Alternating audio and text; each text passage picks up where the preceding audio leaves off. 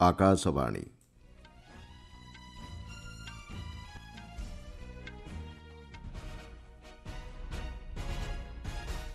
संवाद पढ़ुछंती मलय रंजन मिश्र।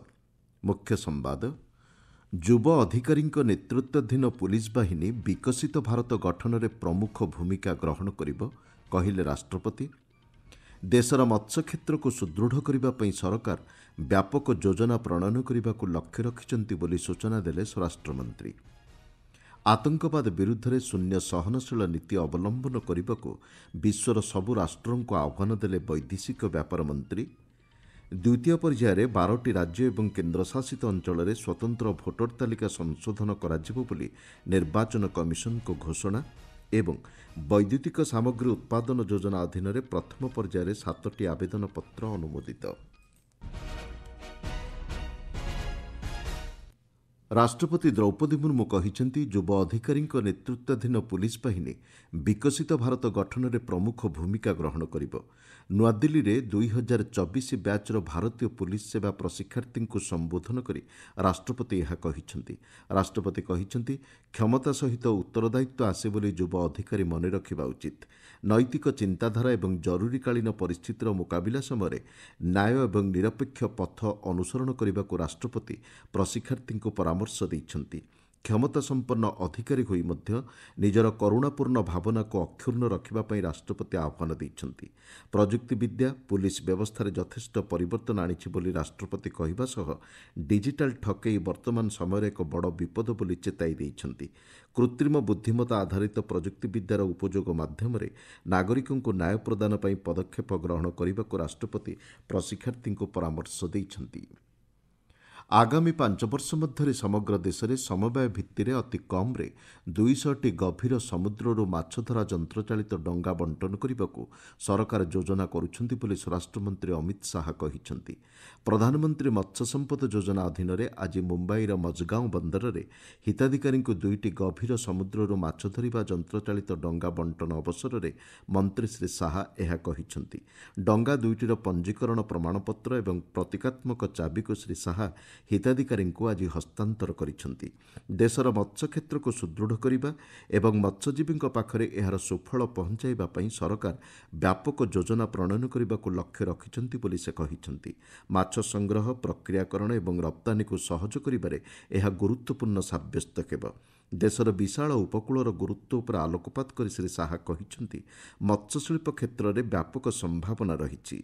2014 देशर समुद्र उत्पाद 102 लाख टन थिबा बेले एबे एहा 195 लाख टन रे पहुंची।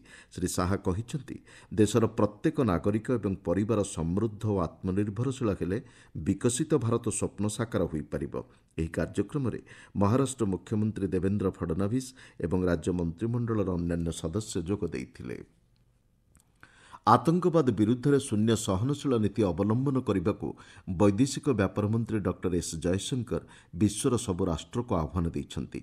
विश्व शांति एवं स्थिरता दिगरे आतंकवाद एक सबुठारु बड़ विपद बोली से कहिसेंती। मालेशियार कोलालमपुर ठारे 20तम पूर्व एशिया शिखर सम्मेलन को आज संबोधन करी डॉक्टर जयशंकर यह कहिसेंती।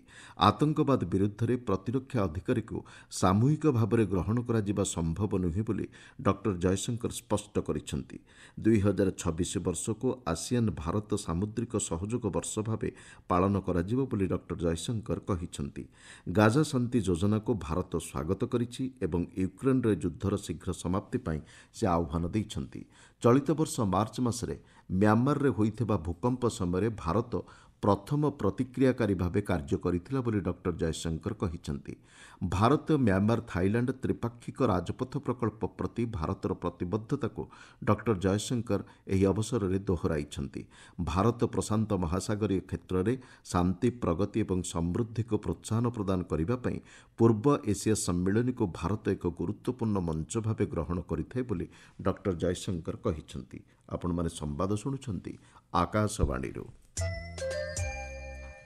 ଦ୍ୱିତୀୟ ପର୍ଯ୍ୟାୟରେ 12ଟି ରାଜ୍ୟ ଏବଂ କେନ୍ଦ୍ରଶାସିତ ଅଞ୍ଚଳରେ ସ୍ୱତନ୍ତ୍ର ଭୋଟର ତାଲିକା ସଂଶୋଧନ କରାଯିବ ବୋଲି ନିର୍ବାଚନ କମିଶନ ଆଜି ଘୋଷଣା କରିଛନ୍ତି। ନୂଆଦିଲ୍ଲୀରେ ଗଣମାଧ୍ୟମକୁ ସୂଚନା ଦେଇ ମୁଖ୍ୟ ନିର୍ବାଚନ କମିଶନର ଜ୍ଞାନେଶ କୁମାର କହିଛନ୍ତି, ଭୋଟର ତାଲିକାକୁ ଅଧିକ ସ୍ୱଚ୍ଛ ଏବଂ ତ୍ରୁଟିମୁକ୍ତ କରିବା ଏହି ସଂଶୋଧନର ମୂଳ ଲକ୍ଷ୍ୟ।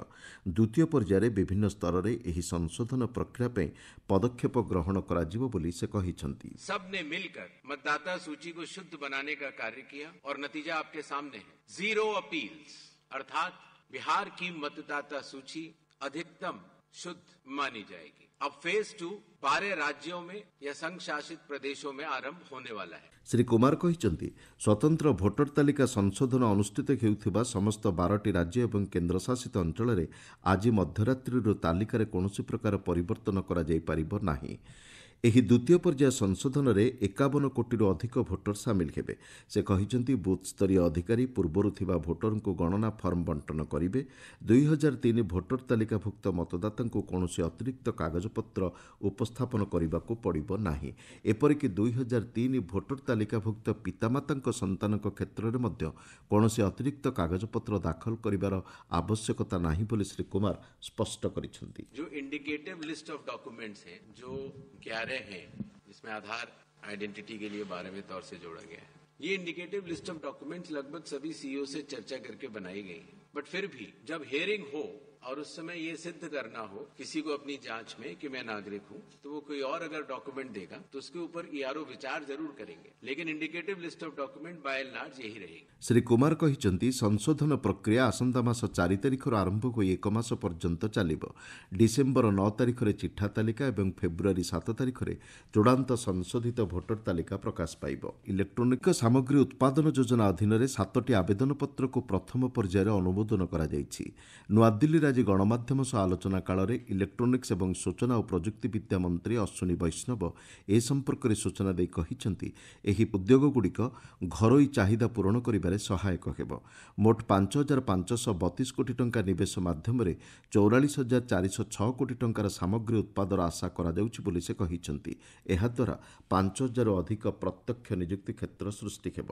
माननीय प्रधानमंत्री जी ने मेक इन इंडिया और इलेक्ट्रॉनिक्स मैन्युफैक्चरिंग पे एक फोकस के साथ काम किया है। उसके कारण electronic exports already top 3 categories में एक्सपोर्ट कैटेगरीज में आ चुका है। आने वाले समय में इलेक्ट्रॉनिक्स मैन्युफैक्चरिंग और इलेक्ट्रॉनिक्स एक्सपोर्ट बहुत बड़ी संख्या में बढ़ेगा और देश में बहुत अच्छा इकोसिस्टम सप्लाई चेन डेवलप हो रहा है। आज के इन 7 प्लांट्स से और भी नए इनिशिएटिव्स होंगे और साथ ही साथ बहुत जल्दी आने वाले समय में और भी कई प्लांट्स अप्रूव होंगे इस स्कीम के तहत। ଏହି ଉଦ୍ୟୋଗଗୁଡ଼ିକ ତାମିଲନାଡୁ, ଆନ୍ଧ୍ରପ୍ରଦେଶ ଏବଂ ମଧ୍ୟପ୍ରଦେଶରେ ପ୍ରତିଷ୍ଠା କରାଯିବ।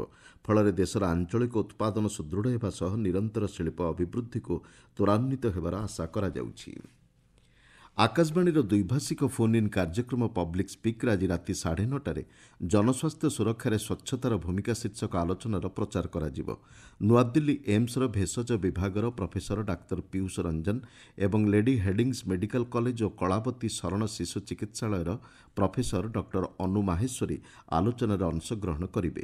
କାର୍ଯ୍ୟକ୍ରମ ସମୟରେ ଶ୍ରୋତାମାନେ ସେମାନଙ୍କର ପ୍ରଶ୍ନ ପଚାରିପାରିବେ। ଏଥିପାଇଁ ସେମାନଙ୍କୁ 011-2371-7117, 2331-4444, 2331-0481 ଏବଂ 2371-7106 ନମ୍ବରକୁ ଡାଏଲ୍ କରିବାକୁ ପଡ଼ିବ। ଏହା ବ୍ୟତୀତ ଶ୍ରୋତାମାନେ 9289094044 ନମ୍ବରକୁ ହ୍ୱାଟ୍ସଆପ୍ ଏବଂ ସାମାଜିକ ଗଣମାଧ୍ୟମ ଏକ୍ସରେ ହାଷ୍ଟାଗ୍ ଆସ୍କ ଏଆଇଆର୍ ମାଧ୍ୟମରେ ପ୍ରଶ୍ନ ପଚାରିପାରିବେ।